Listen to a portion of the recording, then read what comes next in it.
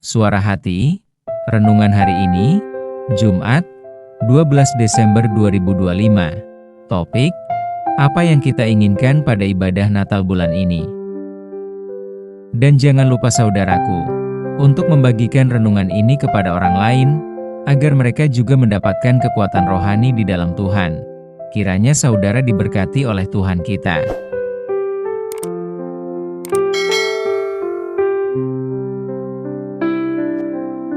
Nas renungan kita hari ini, Lukas 2 ayat 15 dan 16. Setelah malaikat-malaikat itu meninggalkan mereka dan kembali ke sorga, gembala-gembala itu berkata seorang kepada yang lain, "Marilah kita pergi ke Betlehem untuk melihat apa yang terjadi di sana, seperti yang diberitahukan Tuhan kepada kita." Lalu mereka cepat-cepat berangkat dan menjumpai Maria dan Yusuf dan bayi itu, yang sedang berbaring di dalam palungan. Saudaraku, secara logika manusia, bahwa berita kelahiran Tuhan Yesus Kristus sepertinya kabar yang terdengar mustahil.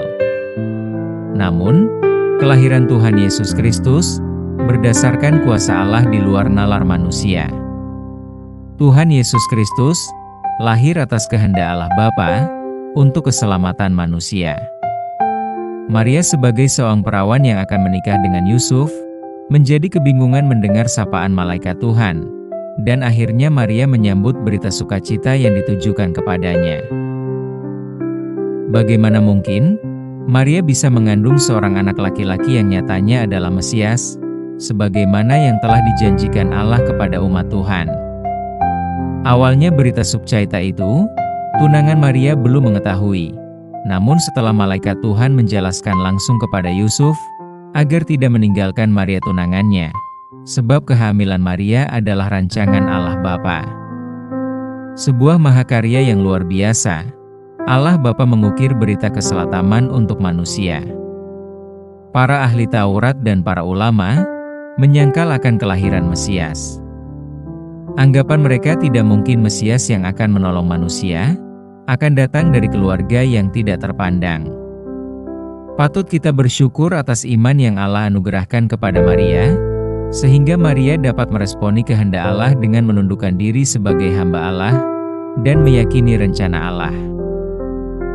Maria lebih memilih percaya di tengah ketidakpastian bahwa diri akan mengandung sebelum bersentuhan dengan Yusuf. Ternyata Allah menyingkapkan rencananya kepada orang-orang sederhana yang mau percaya kepadanya. Pada malam kelahiran Yesus di Betlehem, ada sekawanan gembala yang sedang berjaga-jaga atas domba-domba di padang. Mereka adalah orang-orang kecil yang tidak terpandang dalam hubungan sosial masyarakat di Israel. Tetapi Allah menganugerahkan kabar kesukaan besar itu kepada mereka, bahwa hari ini telah lahir bagimu Juru Selamat, yaitu Kristus, Tuhan di kota Daud. Tandanya mereka akan menjumpai seorang bayi yang dibungkus dengan lampin, dan terbaring di dalam palungan. Berita besar itu serasa mustahil bagi para gembala, tetapi mereka tetap percaya dengan segera berangkat menuju ke Betlehem. Dan akhirnya mereka menjumpai Maria, Yusuf dan bayi yang berbaring di dalam palungan. Tepat seperti kabar sukacita yang mereka terima. Natal adalah kabar kesukaan besar bagi kita umat Tuhan. Sebab Juru Selamat telah lahir bagi umat manusia di dunia ini. Kabar sukacita itu menuntut iman kita yang aktif sebab kelahiran Yesus Kristus terjadi oleh karena kuasa Allah Bapa, melalui karya Roh Kudus yang memang tidak mudah diterima oleh logika manusia. Oleh karena itu, bagi kita umat Tuhan pada masa kini, berita Natal seharusnya tidak menjadi legenda rohani tentang julukan Juru Selamat saja. Berita Natal harus sungguh-sungguh dapat diterima dengan iman dengan aktif, yang menggerakkan kita untuk hidup sebagai orang percaya, yang senantiasa mencari kerajaan Allah dan kebenarannya selama kita hidup di dunia ini. Biarlah Natal kali ini, kita semakin menguatkan iman percaya kita kepada Yesus.